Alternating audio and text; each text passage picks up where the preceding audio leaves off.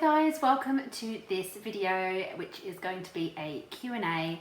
I put out a message on my Instagram and my YouTube community page quite a few weeks ago now, asking if you guys had any questions. Where my channel has grown so much in recent months, I'm really struggling to answer all your comments and messages. I know my comments turned off on YouTube, but over on Instagram, you guys send me DMs and it's really lovely and I love chatting to you, and I'm beginning to feel really guilty that I can't reply to everybody.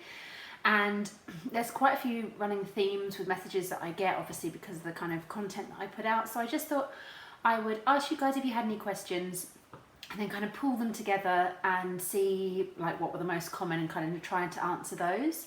So Oscar's currently napping, so I thought I would try to get through as many as possible, but the kind of top questions are all really like meaty, so I'm not sure how many I'll actually get through, but I hope to like answer these for you.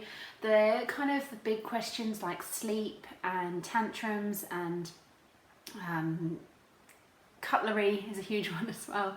So I'm going to try to get through as many as I can before Oscar wakes up. I've got a cup of tea at the ready and I will just crack into them. So the first question is, do you ever feel frustrated with your son? And if so, how do you deal with your frustrations? Also, what are your favourite things to do to relax and take care of yourself for being such a busy mum?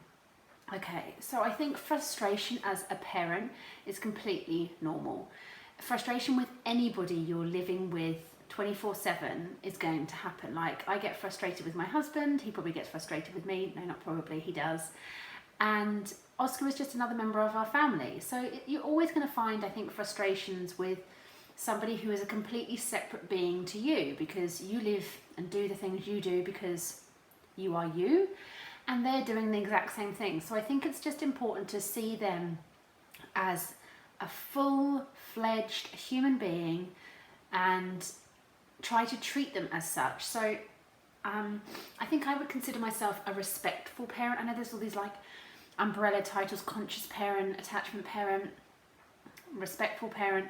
I think I've kind of fit into the respectful parent category, or RIE parenting, if you've researched RIE parenting, kind of Magda Gerber's theory on parenting and raising children. And it's about accepting children as a whole human and not kind of belittling them because they're young and they're only new to this world, but kind of, you know, seeing them as, you know, a human being. So yes, I do get frustrated with Oscar, but I try to react in a way that, you know, I take a few moments and take a breath and take a step back and try to understand his behaviour, just as I kind of do with all people that are in my life. That if they do something that frustrates me, I try not to react straight away. I'm quite a calm person. I hate confrontation. I don't want to be involved in arguments and I don't like to get angry, and you know, it's just not healthy. So I really feel that approaching anything that your child's doing that is frustrating you with a calm attitude immediately calms the situation. The worst thing you can do when a child is doing something that's frustrating is to kind of mirror their behaviour. So if they're screaming and shouting and then you start screaming and shouting, it's never going to solve the problem, basically. And I think I've learned that if I'm actually super calm and like don't mirror the behaviour that I'm seeing, that it stops much quicker.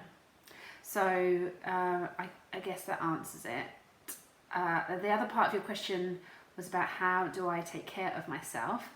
I am terrible at taking care of myself, and you can ask my husband, he's always on at me. So I've now changed up my routine, and while my husband's here in the morning, I go and do yoga, and I am also thinking of starting doing the couch to 5k, just kind of starting to get myself out running. And I also am going to look after the summer at doing like a class, not necessarily exercise related, but maybe like a hobby. Like I really want to do like ceramics, but I'm not sure if there's one available. But something where I kind of get out of the house, not necessarily like to exercise, but to like just have a break and have some me time, because at the moment, other than the yoga now that I've started, I don't have very much. So probably not the best person to ask, no. The next question is, hi, just wondering how you went about encouraging Oscar to fall asleep on his own.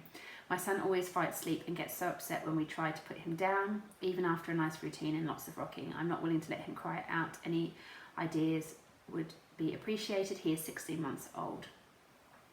Okay, so I had so many questions, and I've had so many questions about sleep training. And I've kind of avoided the question really, because it's such a controversial topic and it takes a lot of explaining to explain kind of what you did. So the short answer is yes, I did sleep train Oscar. He is a very good sleeper until more recently, when I think he's going through like his 2-year sleep regression. But he's been a very good sleeper since I sleep trained him. So if I give you a bit of background information, so Oscar was born in Dubai in the summer. It was 48 degrees on the day he was born. So he was born into an environment where he couldn't go outside, and he couldn't go outside until mid-October. So he had 3 months of his life, the first 3 months of his life, indoors. And when I mean indoors, indoors. So pretty much in our house, not going out, we couldn't go for a walk, not even early morning or late at night. Like, it was still way too hot for a baby, even if you just had them in a nappy, way too hot. So I don't know if everyone understands that kind of extreme heat. Anyway, so he was born into that. He was born with severe jaundice, which in the first week of his life, he was in the NICU under 360-degree lamps. I was unable to establish my breastfeeding because he needed to be substituted with formula to flush through his system. He needed lots and lots of milk, and I was only producing colostrum. My breastfeeding was a struggle because of that, to get it back when he came out of the NICU.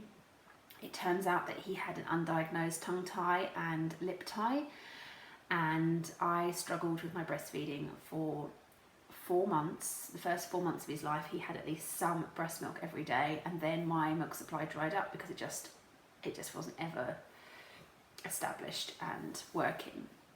So he struggled basically. He was a very alert baby. He never looked sleepy. I struggled to know when to put him down. I could say, well, this whole thing of put them down when they're sleepy but awake. My child never looked sleepy.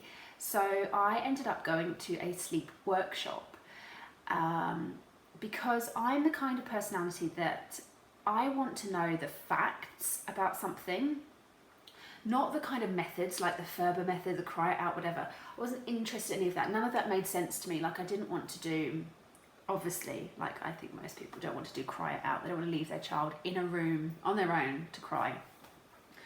But I wanted to understand like the science behind sleep. So I went to the sleep workshop and I found out a load of information about cortisol, which is the stress hormone that we release when we become overtired. So when a baby or anybody becomes overtired, their body releases this stress hormone cortisol, and it basically gives your body like that second wind to keep going. But it is so detrimental because it is, cycling on your child to make them look like they are content and not tired, despite the fact they are now into overtired. So that's the first thing. The second thing is then if they end up crashing basically to sleep, and they don't get that restorative sleep that they need developmentally. They tend to wake up after about half an hour because it's this kind of like power nap that just kind of got them through. So if your child is like only napping for half an hour, it's probably because they're overtired and they've got this cortisol sleep basically, and it's like a fog that then gets lifted. And all of these things were like, yes, tick, tick, tick, this is Oscar. And I felt so guilty that he wasn't getting the quality sleep that he needed. She talked about going into non-REM sleep, and then after kind of 45 minutes, 50 minutes, they come up to REM sleep, which is the rapid eye movement, which they can is like light sleep, so they can very easily wake up at that point before transitioning back into non-REM sleep and then awake. So that whole cycle should be like, I'll put some links down below about the like science, probably explain it a bit better, but the whole cycle should be about I think like 90 minutes to 120 minutes. But very often they wake up in that center bit if they can't transition into the next bit. So I found it fascinating about like the science. Now she did go into like methods. So she talked about putting your child down when they're at a 5, so 1 to 5 of awake, 1 being asleep and 5 being awake. Put them down at a 5, and then they can go, in whatever. She talked about putting your child in their crib and then soothing them, walking out the room, and then coming back after 30 seconds, soothing, walking out, 45 seconds, whatever it was. I didn't agree with that part of it, but I did agree with her ideas about creating a good routine and positive sleep associations. So she talked about taking your child out just before you start your nighttime routine, because they can get a better understanding out in the open of their body kind of understands, rather than being under artificial light. When they're outside, their body begins to understand that the light is fading and it's time for sleep. Children only get that ability from about 10 to 12 weeks. They get their serotonin, which allows them to know the difference between night and day, and that's when they start to sleep better at night generally. So she was kind of saying, if you're going to sleep train, you really need to wait until they're that 10 to 12 week age, because they can't really do it before that. So I did wait till that age. And so I kind of got the facts, and then I thought, right, I'm going to do this when Oscar is at the right age, because he was suffering basically. He wasn't sleeping. He suffered with feeding. He suffered with tongue ties and lip ties and jaundice, and he needed quality sleep. We also needed quality sleep for our mental health. Like I really struggled in the first 3 months. I think, looking back, they were like the depths of that 4th trimester. Like, I didn't enjoy a newborn bubble. So I created a positive routine for Oscar. We used to go out for a walk if we could, and then we would start a bath time routine, natural light as much as possible, as little artificial light as possible, positive sleep associations with the nice smells of bath time, nice calm environment, putting him down in the same place that he was going to wake up, so not letting him fall asleep on me, and then trying to transfer him so that when he wakes up, he's in a different place. That's a big thing about making sure that they're in the same place when they fall asleep than they are going to be when they're awake, and that helps them transition into the next kind of sleep cycle. So over the course of 2 weeks, I started to do this kind of routine, and I did it for naps as well, putting Oscar down, soothing him, and then staying in the room if I needed to, holding him if I needed to kind of soothe him, but then always putting him back in the cot awake, never letting him fall asleep. We had a next to me crib, so it was attached to the bed, so I could lay on the bed with him. And it was tough. I'm not going to say it was easy. It was 2 weeks of really kind of trying to try this out, because for the first 3 months of his life, he was bounced to sleep.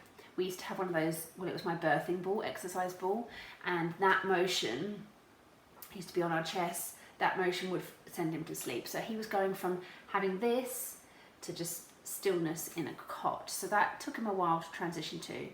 It eventually actually took me 3 weeks for him to kind of get that. And after that 3 weeks, he was going to sleep in the day every 2 hours. He would only be awake for a maximum of 2 hours. I realised that he didn't really have sleepy cues that I could distinguish between. So I just, after the kind of sciencey sleep workshop, I just decided that he was not going to be awake for more than 2 hours, and then I was going to put him down to sleep. And it worked so marvelously well. I was kind of kicking myself that I just hadn't started this sooner. Like, he needed to go to sleep and I just wasn't putting him to sleep. So yeah, I felt guilty. But after those 3 weeks, it completely changed, and he was a child that slept every 2 hours during the day and slept well at night. He would still wake at night until he was, I think his first time he slept through the night, he was 5.5 months. So it did take a while. So like, what, 2 months, 2.5 months of having that sleep training and then kind of working on it for him to sleep through the night. I wasn't really fussed about the sleeping through the night thing. Like, he only woke up to be fed and then went back to sleep. But it was more about, for me, it was about, this is what he needed. He needed good quality sleep. I couldn't have him sleeping on my chest. I suffer with a really bad back. Neither of us were getting good sleep, and so I needed to do something. So back to the question, like, I can't particularly give advice to somebody who has a 16-month-old or older, because I did sleep training when Oscar was really young, and I did it for the reasons of, I didn't want to be in a situation later where I'd created bad habits, or I was trying to change things, or go a really long time with it being in the situation that it was. Like, I wanted to get it sorted because I knew that that's what was best for him. So I feel like I can't give advice to people who have older children, because I think it would be such a different story, because you've developed those routines for such a much longer period of time, and your child is much more aware, I guess, as well of it. So yeah, I don't know if I can answer the question, but I can answer the question of, yes, I did sleep train, and that's how I did it. Oscar was never left in a room to cry on his own, but I did teach him how to fall asleep by being there and then kind of moving away, kind of thing. So let me know if that answers your question, or if you've got any more questions about that, but I hope that does answer it. Okay, the next question is how to act and react when your child is doing something he shouldn't be doing, or / not safe. E.g. putting things in his mouth he shouldn't, constantly trying to approach sockets, so you tell him it's dangerous, and playing with wires from electrical appliances, pulling or pushing what he shouldn't be doing, etc. Take him away, tell him it's not for playing, it's not safe a million times. Feels like I'm just not coming through to him, even though I tell him every single time. It's so frustrating. Okay, so what we need to remember is that our children have only been on this planet for however many months. Like, Oscar is 23 months, nearly 2. So like 2 years ago, he wasn't even here. So he is brand new, and everything he's doing, he's trying to learn. At this age, he's designed to be curious, because that's what's going to help him survive. So think of that when you're seeing your child doing something that's not safe. Okay, so let's imagine it's the plug socket thing. Okay, your child has noticed a plug socket, and they've probably also noticed what you do with plug sockets, or that sometimes there's a plug in it, sometimes there's not, whatever. They're built to investigate and to be curious, because that's what helps them learn and ultimately grow and ultimately survive in life. If they just sat there, imagine, they just sat in the middle of the floor with nothing, didn't want anything, just sat, you would see that you'd be like, this is amazing, because they seem to be really self-contained and entertained by themselves, but they wouldn't be investigating. So think of it as, you'd be thrilled if they were doing a puzzle. Yes, my child's doing a puzzle. But we get frustrated when they are fiddling with the plug socket. But for them, that's exactly the same, outlook in the world. They're investigating the puzzle, they're curious about it, they're investigating the plug, they're curious about it. They don't distinguish the difference. They're just inbuilt to be curious about everything. That's why they can pick up specks of whatever it is off the carpet and be fascinated with it, because their brain is just telling them to be curious. I think that's Oscar just woken up.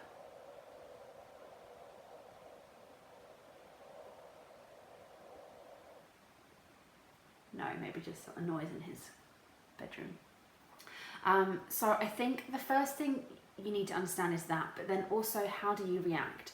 So you need to teach them. So try not to get angry about the unsafe thing, because then you turn it into a huge event and that intrigues them.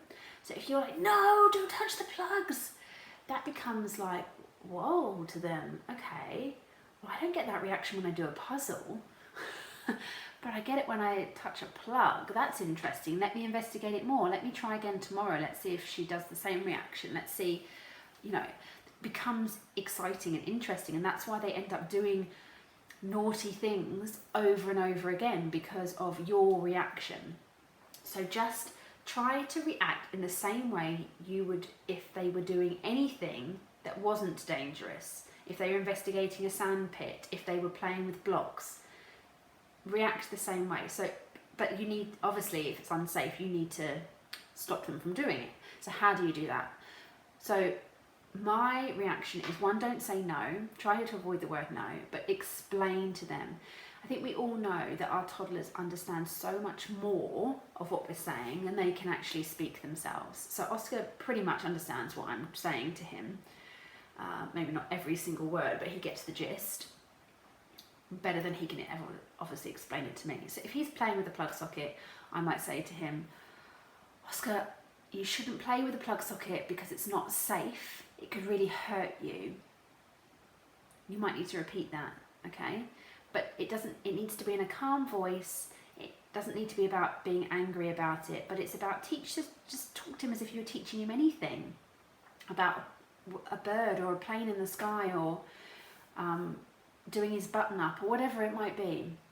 So I just explained to him, don't touch that because it's not very safe to put things in the plug, or whatever it is. Just try to explain in really simple terms, and then be consistent. So if he continues, you know, you can physically move them. It doesn't have to be in a rough way. Like, say, you don't touch the plugs, it's really unsafe. I don't want you touching the plugs. Be consistent every single time they do the thing that you don't want them to do. Be consistent with your response, keep it calm, but, you know, firm. Like, make sure they understand that it's not something that you want them to do. Oscar understands really, really clearly if I say something like, it's going to hurt you. He understands being hurt because he's been hurt before, and I've explained to him when he's hurt, oh, you've hurt because of whatever the reason. He understands things being broken. So if I say to him, I don't want you to touch that because it could get broken, he understands things get broken because he has broken things before, and I have broken things before, and things we've discovered have been broken. So he understands those words. So I think kind of pick out the main point of the reason why you don't want them near it. Is it because they'll break it? Is it because it's unsafe? Is it because it's precious to you and you just don't want them near it, or whatever? Pick out the actual reason that you don't want them to touch it and explain it to them. And I think you'll find, if you do it in a very calm way, that they get it. And they're like, okay. But they won't necessarily get it the first time. Remember, they're learning, and just like walking or any other skill that they've developed, they didn't just do it the first time. You will have to be consistent. You will have to repeat it. And whether that's 10 times or 1,000,000 times, sometimes we just need to be consistent. And the minute you're not consistent is when that intrigues them and they roll with it. So every single time, be consistent, be calm, and say, you know, the whole explanation rather than just shouting at them, no.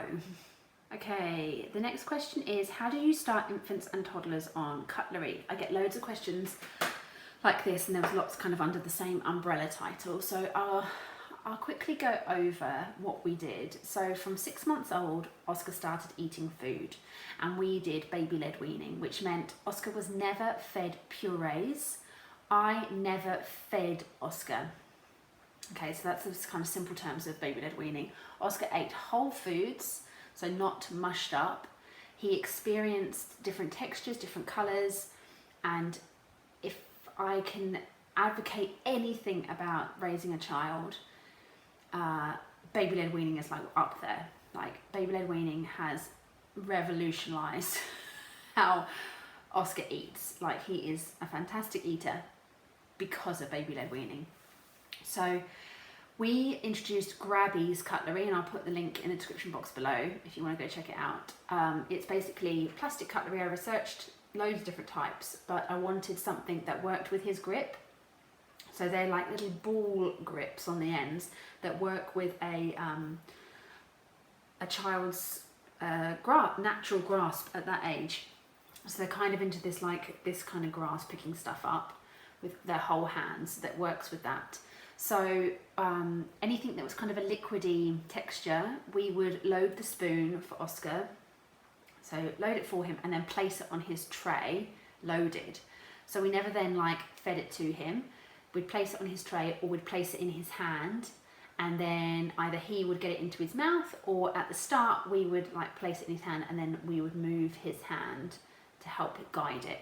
So the important thing I think there is, like, they always do it. Sometimes he wouldn't do it, sometimes he'd just leave the loaded spoon, fine, whatever. And then with the fork, the same thing. We would stab the food onto the fork, leave it on his tray so that he could then move it into his mouth. And then to teach him how to do it, you would take his hand with the fork in it and show him and talk about, you know, stab the food and then help him guide it into his mouth. So that was kind of the first stage, and he did that from 6 months to a year. And that's the best time to start cutlery and baby-led weaning, because your child doesn't actually need a lot of food in those first 6 months of weaning up until a year. After a year, they need food, like they need the nutrients from it, but up to a year, they pretty much get everything they need from formula or breast milk. So they need very little from food. So that's why people say, you know, food before 1 is just for fun. I think it's probably been a bit disproved that they do need some food, but they don't need to have shoveled in puree. They're getting everything they need. So then that's a great time to introduce cutlery, because they can experiment with it. If they get some in, brilliant, and if they don't get it in, doesn't matter, they're getting everything they need anyway. So it's a great time to experiment with learning about food and picking up foods and seeing different textures, and also starting cutlery. And then, so he had 6 months of using the Grabbies, and then he had mastered both spoon and fork. And so we moved on to a metal style cutlery that's more like, you know, traditional cutlery. And I chose the Doddle cutlery because it comes with a fork, spoon and knife, which I figured he's going to move on to, and is also ergonomically designed for a toddler's grasp. So just like before, he would, you know, work himself with the spoon and the fork. Sometimes he still needs me to like scrape like the last bit of the yogurt or whatever. He can't do that last bit, but now he's developed, like I have recently taught him with his fork, that he doesn't just need to stab, that he can also scoop with a fork. So he was like, oh, I can scoop with a spoon, but I can also scoop with a fork. And now he's beginning to learn to use his knife. Before it was just cutting, and now I'm teaching him to have both in his hand and to use the knife to like push food onto the fork. And I teach him that by, you know, taking his hands and doing it with him. And also, a point I haven't mentioned is that I've always eaten with Oscar, and I've always eaten the same food pretty much, bar some snacks and bar the fact that he eats way more than me sometimes. But it really helps if you're eating with your child and showing them how to eat. You don't need to be using the same cutlery as them, like that's irrelevant. The fact that one end is a fork and one end is a spoon or whatever is good enough. So he sees me cutting, he sees me using my knife to put things onto my fork. And so that massively helps. He's got a model right there of how to do it. If you're constantly just having your child sitting, eating by themselves, they've got nothing to go on. So it's really important that you eat with them, and that's a big part of baby-led weaning, is that you don't have to make any of this special food for babies. They don't need it. They just eat what you're eating, but maybe cut in a way that helps them to hold it, or it might need it to be a bit more steamed to make it a bit softer for them, whatever it is. So yeah, that's kind of answers the question about cutlery.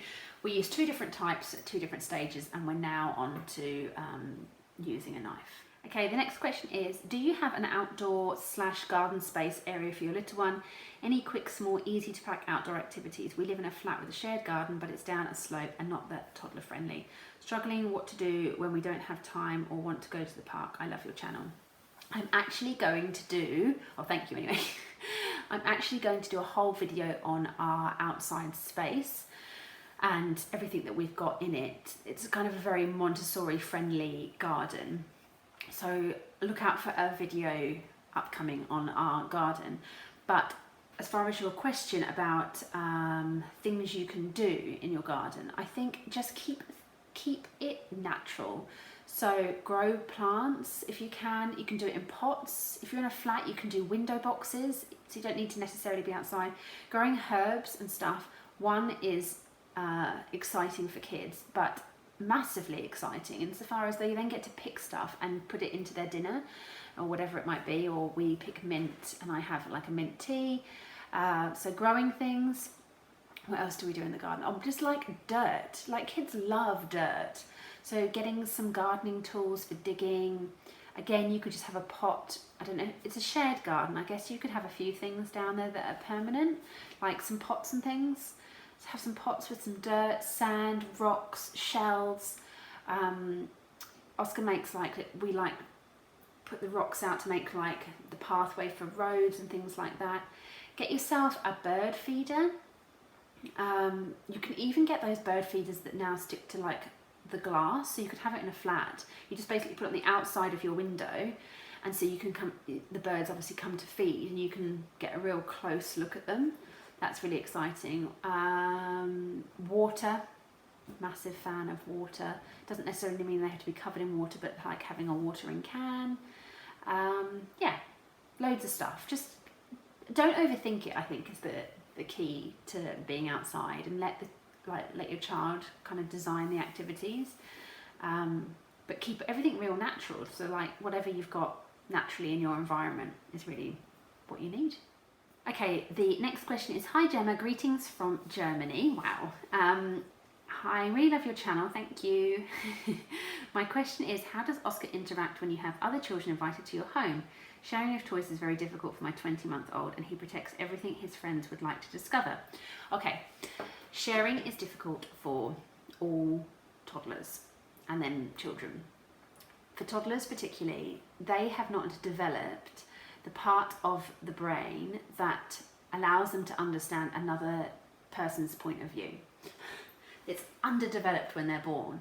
They are little bubbles of beings. They understand them and their environment, and they can't project feelings onto others like we can as adults. We can see somebody and see that they're upset, or we can see somebody and kind of understand from their body language. That's something that we've learned over time. So your child doesn't know how to do that. So when they have a toy, or when they see another child with a toy, they're just thinking, that looks fun, I want that toy. And they haven't developed the social etiquette of understanding that you don't just go and take it.